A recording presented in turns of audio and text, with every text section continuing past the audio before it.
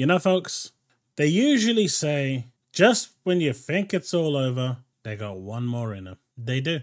They got one more in them.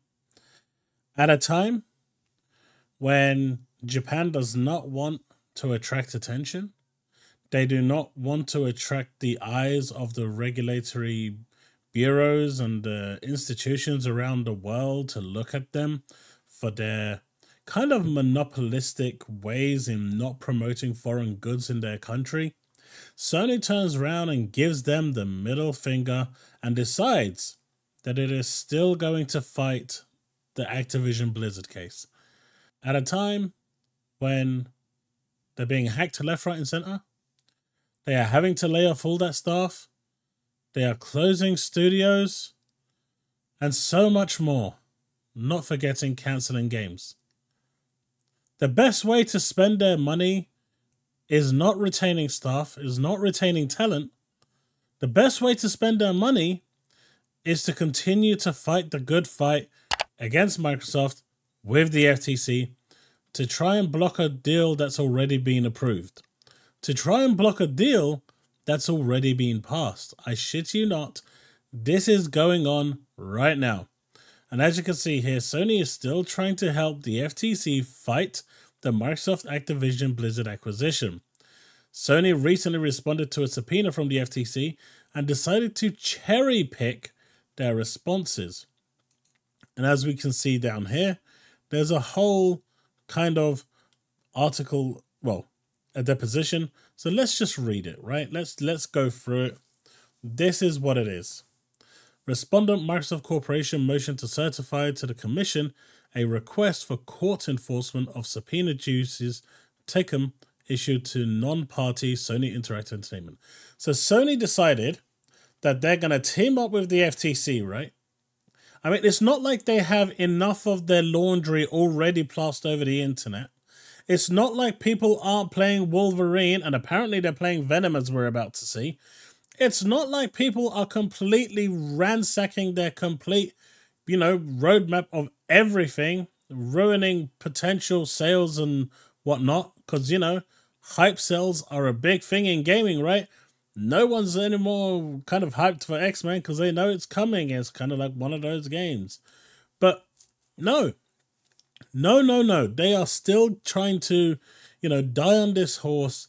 And now it looks like the tables are going to turn against Sony because Sony basically cherry-picked what they wanted and didn't provide the courts or Microsoft with what they requested.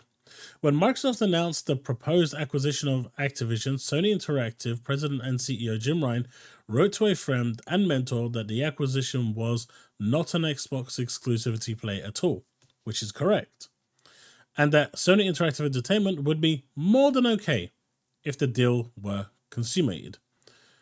An email from Jim Ryan, Microsoft acquisitions of Activision at 01 Jan 2022.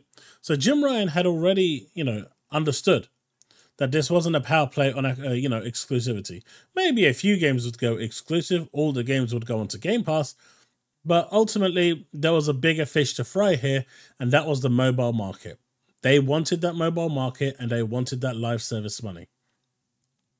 In stark contrast to this candid private assessment, Sony Interactive Entertainment has long outwardly and vocally claimed, including to competition authorities around the world, that the acquisition would be harmful, despite the fact that they originally said it wouldn't affect us.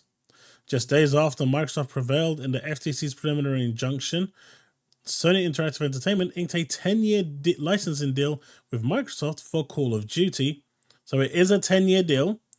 Microsoft-Sony agreement that guarantees Sony, I'm just going to call it Sony going forward, better terms than it had with Activision.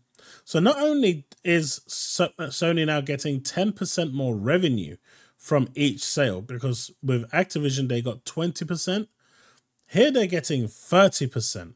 So not only are they getting a better deal, they still are not happy. One would think that would have marked the end of Sony's campaign against the Microsoft Activision deal. It did not. As Microsoft recently learned upon receiving Sony's cherry-picked 52 document production in response to the FTC subpoena related to the Microsoft-Sony agreement, and we've got a bunch of redacted information here. Specifically, Sony's production included a letter which provides lots of information that we can't see. Microsoft is entitled to take discovery to test Sony's assertions and seek a narrow, targeted production of documents from Sony related to the Microsoft-Sony agreement. So now, Microsoft is saying, I'm sorry, but the information that you've provided is basically garbage. And if you want it to be presented in court, scratch that. You know what? Now we're going to come after you. And now we want the actual documents from you that pertain to this information. And we want all of it, all the nitty gritty stuff to be laid out in bare in court, which is then going to be laid out publicly. So at a time when Sony's details are all over the internet, they decided that screw the hackers, we're going to decide that we're going to put our laundry for public display ourselves. They thought by cherry picking 52 documents that they could actually get away with it. Microsoft's lawyers ain't your run-of-the-mill, back alley, corner shop lawyers. These people make a hell of a lot of money for what they do. Right? And it looks like Sony assumed that that would be the end of it. And now Microsoft is going after Sony and they want those details. And you know what? Sony is going to have to now dig deep and provide the information that Microsoft wants. And guess what? That's going to be more of their details and dirty laundry that's going to be put out to display. And if they were caught to try and be misleading the courts, which is basically what that's telling us is they were doing, because if you cherry pick something, you are cherry picking it because you are hiding something. You are trying to make yourself look in a more disadvantaged position than you are actually. That actually plays against them. That actually goes against them. And this can now go all the way back if the US Congress wants to get involved again and start turning around to the Japanese government. And if the Japanese government turns around and says, well, look, Sony, what are you doing? We already told you to stand down. Why are you doing this? Does Sony really need that heat right now? And before anyone gets involved, oh, Congress and government should stay out of it. They're involved whether you like it or not. End of story, right? They're involved. The moment regulators get involved, it's a government institution. It's a government-run practice. Everyone's involved, whether it's lobbyists or not. It's there. It's happening. And that pressure can now be applied and put on again at a time when things had calmed down. Sony decides that it's going to do what it does best and try to piss off not only Japan, which it no longer gives a shit about, but also try to disrupt what Microsoft is doing. Why? Because it can clearly see that what Microsoft is doing is working. Microsoft is making money, way more money than Sony is. Sony may be making the revenues, but they're not making the profits. Game Pass on its own has made 2 to 3 billion outside of the actual cost of it costing $1 billion. The average cost of Game Pass is around $1 billion, but they make around 3 to 4 billion at the moment. So that's like in gross. So 3 billion is not bad in turnover, right? Just from Game Pass. Obviously, there are other areas of the business that are going to soak into that, but it's a profitable business. Sony clearly do not like this because despite all their efforts for blockbuster videos and mass production, they're just not making the money. And as we saw with Spider-Man, they haven't even broken even yet. They need to sell like 7.2 to 7.4 million base copies, right?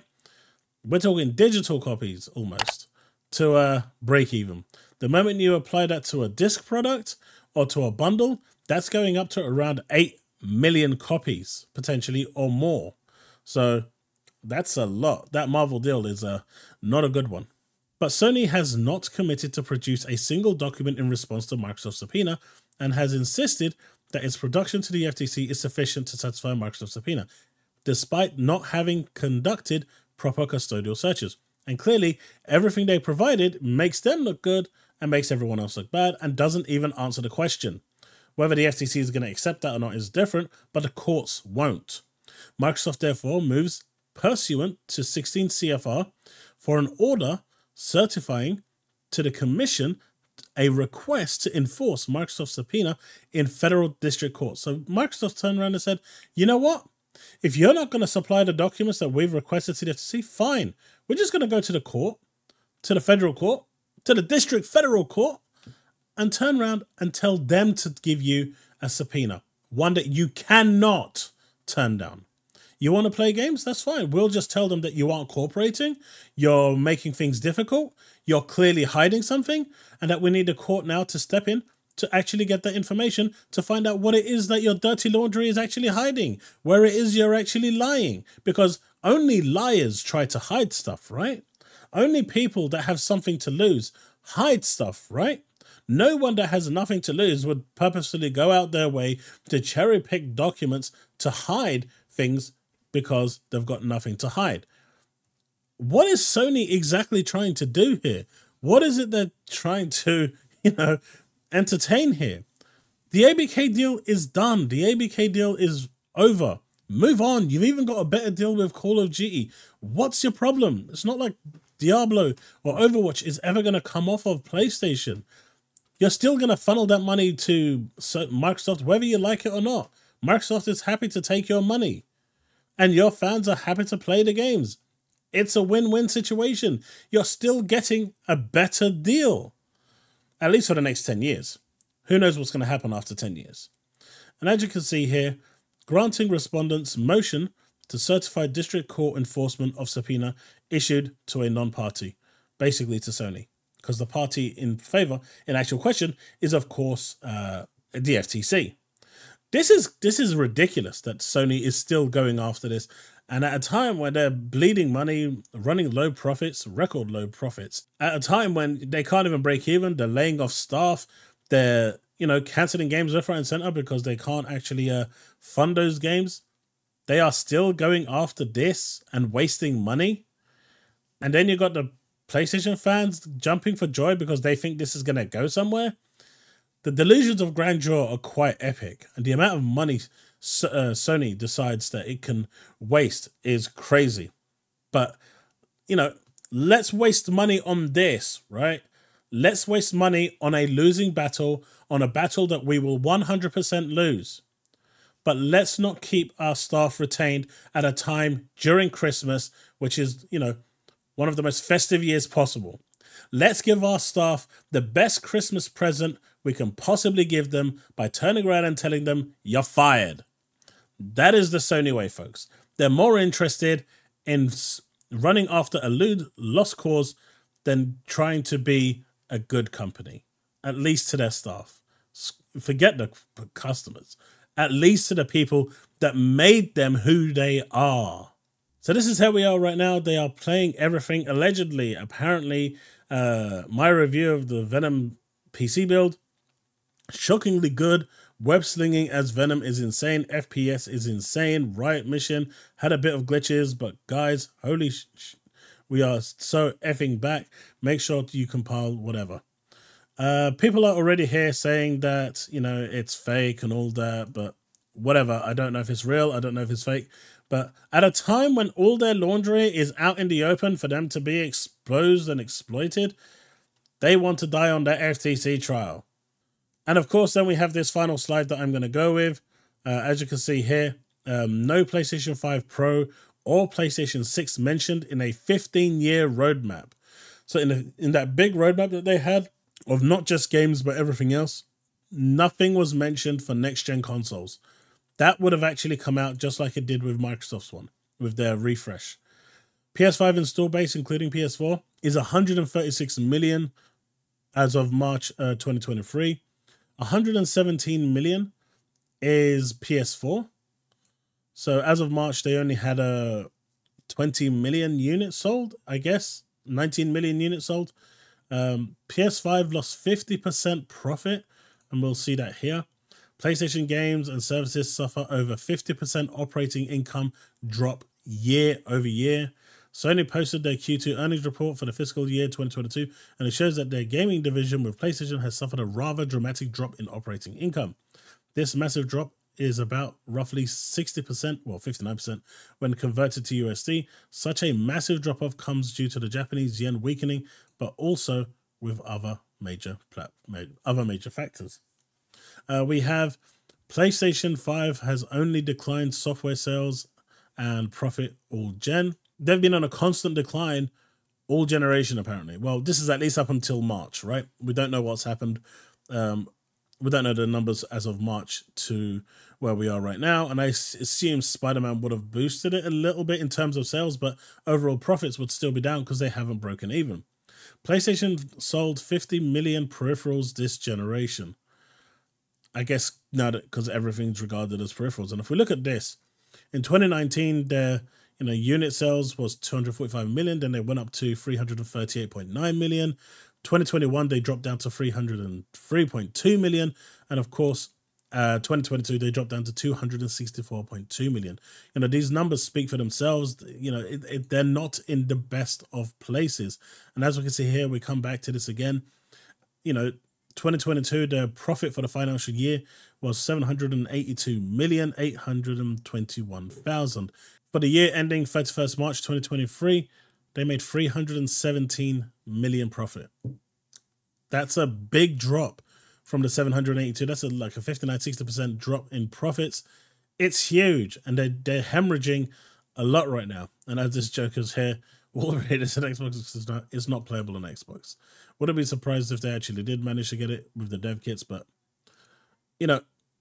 this speaks for itself, right? Their profits are dropping. But you know what? This is the hill they want to die on. This is where they want to waste more money. Rather than focusing on games that they can build, they can, produce good quality games like the infamous games that people are asking for, like the Resistance games that people are asking for. Make the Sunset Overdrive and make it multi-platform. It's games that will sell on PlayStation and Xbox. It's making you money. Why not? But instead, they want to waste their money here and continue to tell people you're fired because we're spending too much money trying to reverse a decision that simply won't be reversed. The preliminary injunction to the FTC will not be granted. I don't know, folks. This is ridiculous to me. But you guys wanted more updates on the ABK trial, so here it is. Let me know what you think in the comment section below. Let's have that discussion, and I will see you in the next one. And on that note, I'm not going to be around tomorrow, more than likely, so have a Merry Christmas, and I hope you have a fantastic day on the 25th. I know some of you in Europe celebrate it on the 24th, so Merry Christmas to you as well. I should be back streaming midweek between, Christmas and the New Year, so do look out for that as well. So otherwise, I'm out. Remain legend.